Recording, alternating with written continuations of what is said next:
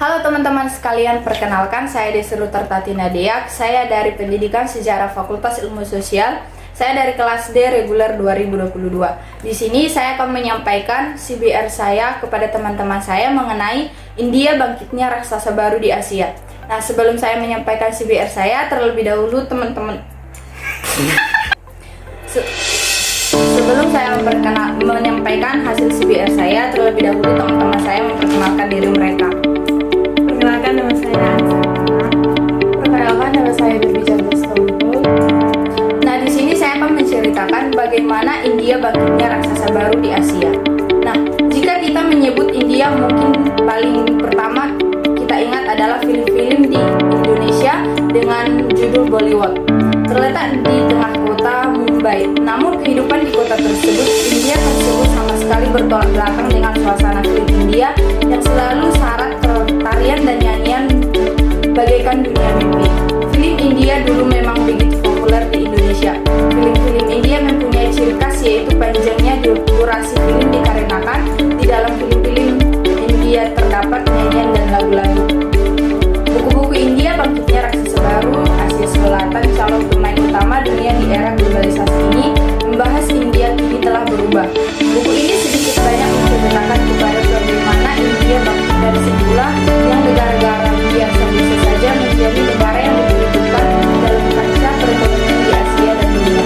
Nah, negara yang berpenduduk sekitar 1,2 miliar ini dan menduduki peringkat kedua jumlah penduduk sedunia ini dulunya adalah negara yang miskin dan banyak kelaparan di mana-mana.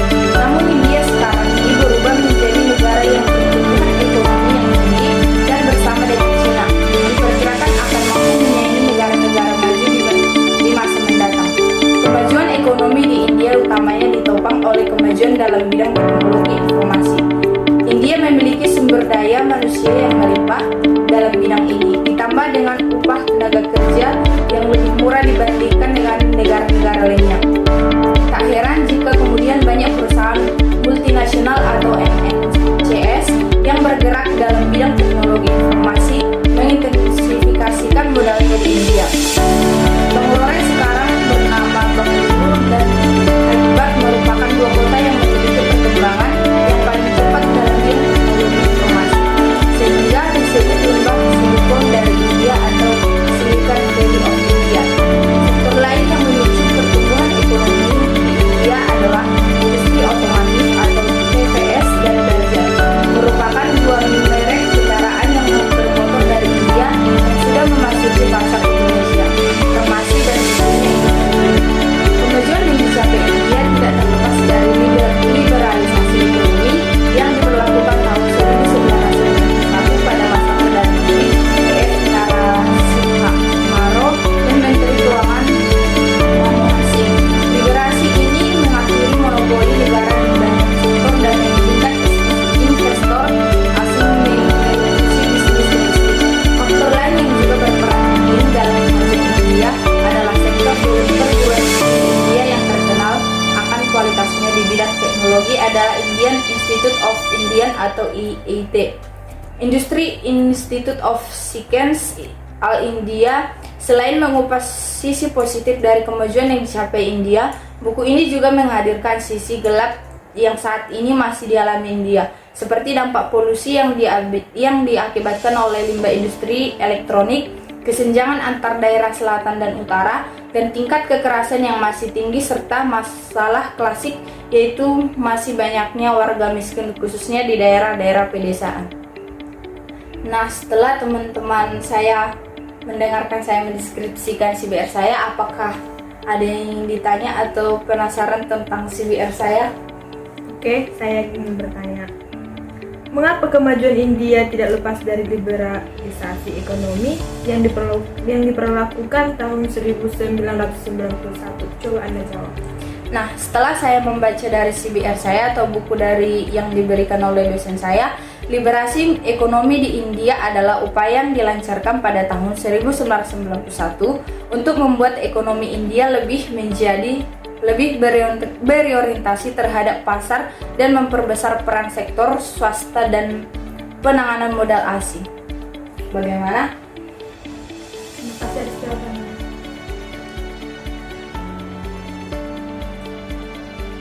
Dan kepada teman saya selanjutnya, Saya ingin bertanya,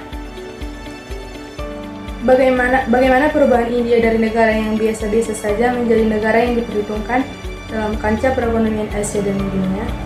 nah, sebab India diperkirakan akan menggantikan posisi Cina dan menjadi superpower ekonomi sosial.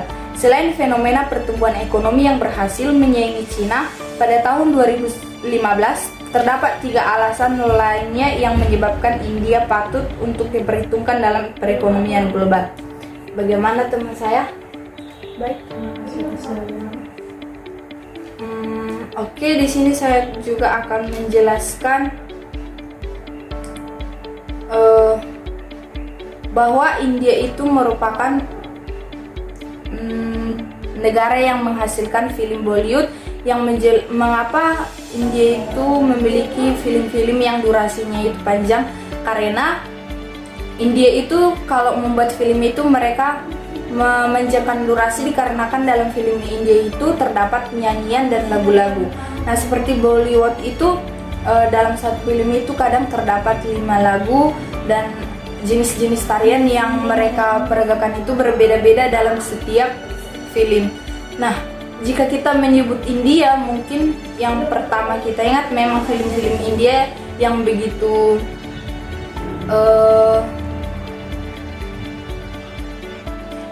populer di Indonesia. Karena apa? Artis India juga sering berkunjung ke Indonesia karena Bollywood yang mereka peragakan itu sering diperagakan di TV-TV Indonesia. Nah, di buku ini juga raksasa baru calon panitia utama dunia di era globalisasi ini membahas India yang kini telah berubah. Buku ini juga sedikit banyak menceritakan kepada kita bagaimana India bangkit dari semula negara yang biasa-biasa saja, untuk menceritakan kepada kita bagaimana India bangkit dari semula negara yang biasa-biasa saja. Nah, tadi teman saya sudah bertanya mengapa India negara yang biasa-biasa saja menjadi negara yang diperhitungkan dalam kancah perekonomian di Asia dan dunia. Nah, itu disebabkan karena India itu mampu menyaingi perekonomian Cina, dan pada tahun 2015 alasan lainnya yang menyebabkan India patut untuk diperhitungkan dalam perekonomian global. Dan teman saya juga tadi bertanya, mengapa kemajuan India tidak lepas dari liberalisasi ekonomi yang diberlakukan tahun 1991. Nah, liberalisasi ekonomi di India adalah upaya yang dilancarkan pada tahun 1991 untuk membuat ekonomi India lebih menjadi berorientasi terhadap pasar dan memperbesar peran sektor swasana dalam peranan modal asing. Nah, India sekarang ini menjadi negara yang pertumbuhan ekonomi yang tinggi dan bersama dengan Cina diperkirakan akan mampu menyaingi negara-negara maju di masa depan. Karena kemajuan ekonomi India utamanya ditopang oleh kemajuan dalam bidang teknologi informasi. India memiliki sumber daya manusia yang melimpah dalam bidang ini, ditambah dengan upah tenaga kerja memiliki sumber daya manusia yang melimpah dalam bidang ini. Kemajuan yang dicapai India tidak lepas dari liberalisasi ekonomi yang diberlakukan tahun 1941 pada masa Perdana Menteri PF Narasimha Rao dan Menteri Keuangan Manmohan Singh. Liberalisasi ini mengakhiri monopoli negara di banyak sektor dan mengizinkan inspektor asing mengeliputi bisnis domestik. Nah, selain mengupas sisi positif dari kemajuan yang dicapai India, buku ini juga menghadirkan sisi gelap yang saat ini masih dalam India, seperti dampak polusi yang diakibatkan oleh industri elektronik. Nah, buku India Raksasa Baru ini sedikit banyak menceritakan bagaimana India bangkit dari semula negara yang biasa-biasa saja menjadi negara yang diperhitungkan dalam kancah perekonomian Asia dan dunia, di mana semua fakta-fakta menarik yang disajikan dengan apik dalam buku ini dengan menggunakan bahasa jurnalistik yang ringkas sehingga membuat buku ini enak dibaca pada waktu-waktu senja. Jadi jika ingin mengetahui lebih jauh mengenai fakta menarik seputar negeri Shah Rukh Khan ini, kita wajib membaca buku ini. Nah, kurangnya buku ilustrasi apabila penulis menambah ilustrasi dalam setiap penjelasan bab-bab materi tentunya lebih menarik karena sudah didukung oleh bahasa yang dipahami. Nah, kesimpulan yang dapat saya baca dari buku ini adalah raksasa baru Asia dapat disimpulkan bahwa India kini telah berubah. Dulu dengan status negara miskin, sekarang menjadi calon pemain utama dalam dunia. India kini menjadi buah bibir dunia, bahkan menakutkan bagi banyak negara-negara bersama Cina. India akan menjadi kekuasaan secara besaran di Uni Eropa dan Amerika Serikat. India memulai dari dunia pendidikan dengan mendetak tengah ahli dalam bidang teknologi informasi, hingga tercipta apa yang ditanamkan lembah Silikon India. Berdiri sekitar 200 industri besar peranti lunak dengan menyerap ratusan ribu karyawan. Spek terjadi India tidak sampai di situ. India pun menjadi dalam industri otomotif, industri komponen khususnya diperkirakan akan menjadi industri selanjutnya yang kompetitif secara global. Di samping itu, India unggul dalam industri film yang disebut Bollywood. Hasil produksi Bollywood ini menjadi Hollywood. Bollywood mengacu pada jumlah produksi yang dihasilkan dari jumlah tiket yang terjual. India sukses dan akuisisi perbankan, asuransi barang konsumsi, mesin ini telekomunikasi, tekstil, dan teknologi informasi.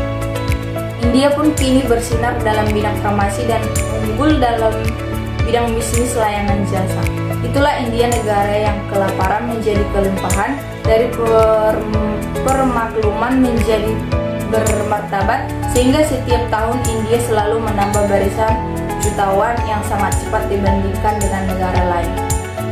Nah, bagaimana teman-teman sekalian setelah saya mendeskripsikan CBR saya, apakah teman-teman sekalian menarik dalam membaca buku ini tentang bagaimana perkembangan India dari negara biasa saja menjadi negara yang diperhitungkan dalam ekonomi, dan film-film yang mereka tayangkan itu menarik dan berbeda dengan negara lain?